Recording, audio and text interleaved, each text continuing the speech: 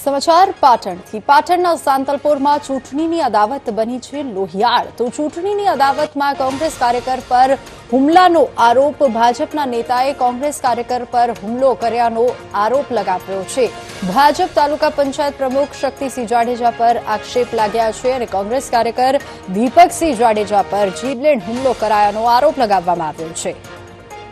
વધુ વિગતો સાથે સંવાદદાતા ભરત આપણી સાથે ફોન લાઈન પર જોડાઈ ગયા છે। જી ભરત, ભાજપ પ્રમુખ પર હુમલાનો આરોપ, શું વધુ અપડેટ? ચોક્કસથી વિની, તાજેતરમાં સ્થાનિક સ્વરાજની ચૂંટણીની અંદર સાંતલપુર તાલુકાની અંદર સાંતલપુર તાલુકા પંચાયતની ચૂંટણી લડી રહેલા ભાજપના નેતા છે જે તેઓની દાદાગીરી સામે આવી છે કે પ્રદીપસિંહ ભાજપના નેતા છે તેનું દાદાગીરી સામે આવી છે કે કોંગ્રેસના જે ઉમેદવાર હતા શક્તિસિંહ જાડેજા તેઓના સમર્થનમાં જેઓ તેમની સાથે હતા તેઓની ઉપર જીવલેણ હુમલો કરવામાં આવે છે એટલે કે દીપકસિંહ જાડેજા ઉપર જીવલેણ હુમલો કરવામાં આવ્યો છે। સૌથી મહત્વની બાબત છે કે એક જ સમાજના બંને લોકો છે તેમ છતાં જે કોંગ્રેસના ટેકેદાર સાથે દિલીપસિંહ જે તેઓની સાથે ફરતા હતા શક્તિસિંહ સાથે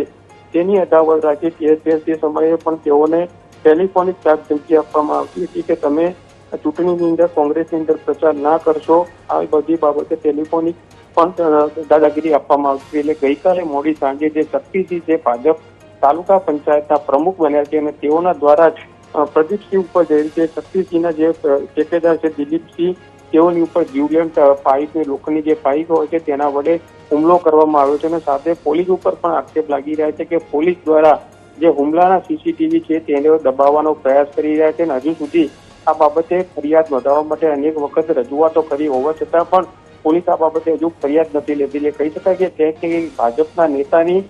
દાદાગીરી સામે આવી છે અને ભાજપના જ હોવાના કારણે પોલીસ પણ તેની ફરિયાદ લઈ રહ્યું નથી। એટલે કહી શકાય સ્થાનિક સ્વરાજની ચૂંટણીની અંદર માત્ર શક્તિથી 300 થી વધુ માર્જિનથી નજીવા માર્જિનથી હાર્યા હતા। એટલે ક્યાંક ને ક્યાંક પોતે એ સમયે પણ હાર ભારી ગયા હતા અને તેની અદાવત રાખીને તેઓની ઉપર અત્યારે હુમલો કરવામાં આવ્યો છે અને જે ઇજાગ્રસ્ત છે તે અત્યારે સારવાર હેઠળ છે। જી ભરત, આભાર સમગ્ર માહિતી બદલ।